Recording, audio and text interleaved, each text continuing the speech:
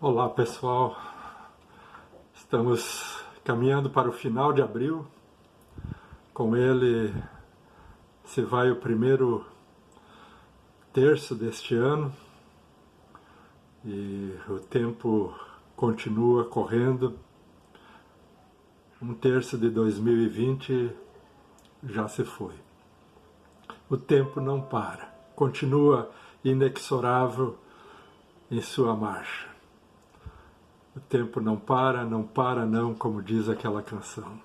Eu sei que muitos já não sabem mais o que fazer em casa, ainda mais esses que têm filhos pequenos, especialmente com a perspectiva nada favorável de que, se voltar, as aulas talvez voltem só em junho.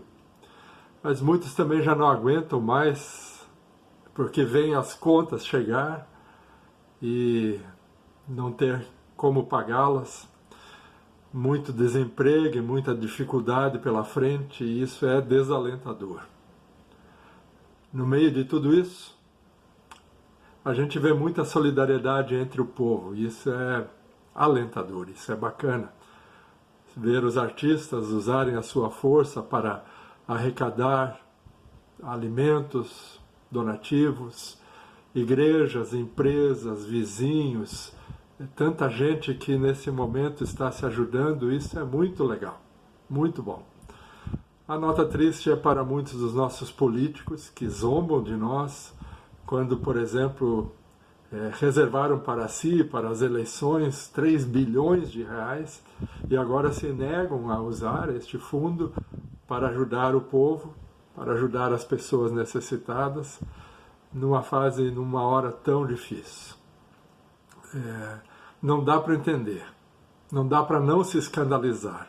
Só o fato de existir esse fundo já é um escândalo, e não usá-lo neste momento para ajudar as pessoas é um escândalo ainda maior. Usam o nosso suado dinheirinho para um caixa que não tem justificativa, e nessa hora não querer abrir mão dele é triste. E ainda mais mandam criar outros fundos e outras despesas que no fim das contas nós de novo vamos pagar. Eu quero ler neste contexto algo do Salmo número 2. O Salmo 2 diz assim: por que se amotinam as nações? Por que tramam em vão? Os reis da terra tomam posição, os governantes se unem e conspiram contra o Senhor e contra o seu ungido, dizendo: façamos em pedaços as correntes e lancemos de nós as suas algemas. É verdade, há muito Deus tem sido afastado, excluído da consciência dos que nos governam.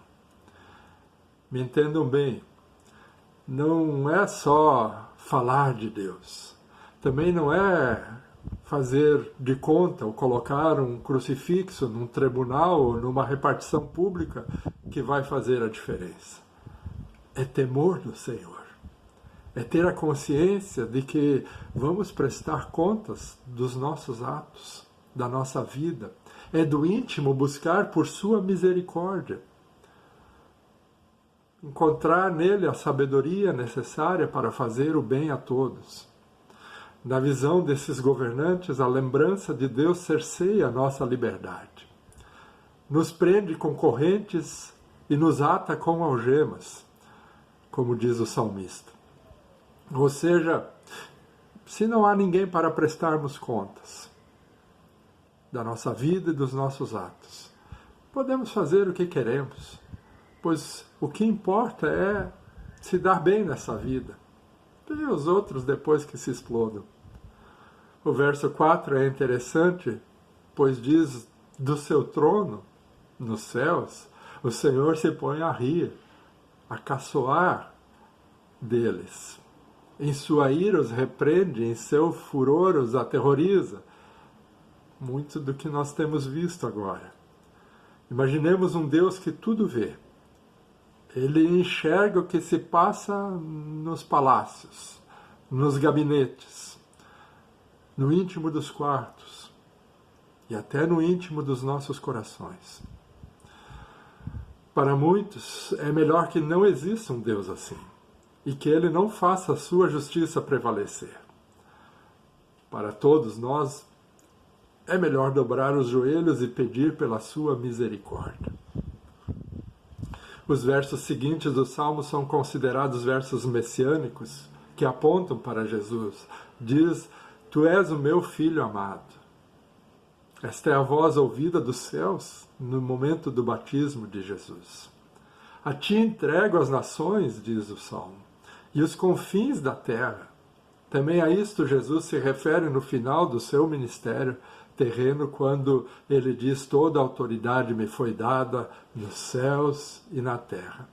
E o apóstolo mais adiante escreve: diante do nome de Jesus, todo joelho se dobrará e toda língua confessará que ele é Senhor e Deus eterno. Diante deste quadro, Deus convida governantes, autoridades da terra, como lemos nos versos finais do Salmo, a serem prudentes, a aceitarem a sua advertência, a adorarem ao Senhor com temor e exultarem com tremor. Beijem o Filho, diz o Salmo. Se humilhem diante dele. Essa é a proposta, para que ele não se ire e vocês não sejam destruídos de repente. Como são felizes os que nele se refugiam. Assim termina o Salmo 2. O fato é que não vemos esse temor a Deus entre os que nos governam. Precisamos muito orar por eles. Orar pela nação, pelo Estado, pelo município. Orar por todos aqueles que têm responsabilidade de nos governar, de tomar decisões, ainda mais num momento como esse. Quando o município, por exemplo, cancela todos os convênios da Secretaria de Educação, da SMED, e todos os convênios da FASC. Isso é muito grave.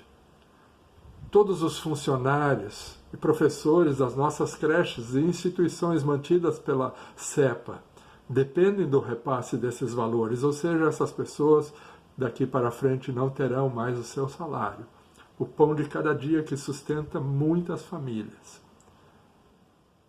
Quem vai pagar esta conta? Como essas famílias vão fazer para viver? São muitas questões, poucas respostas.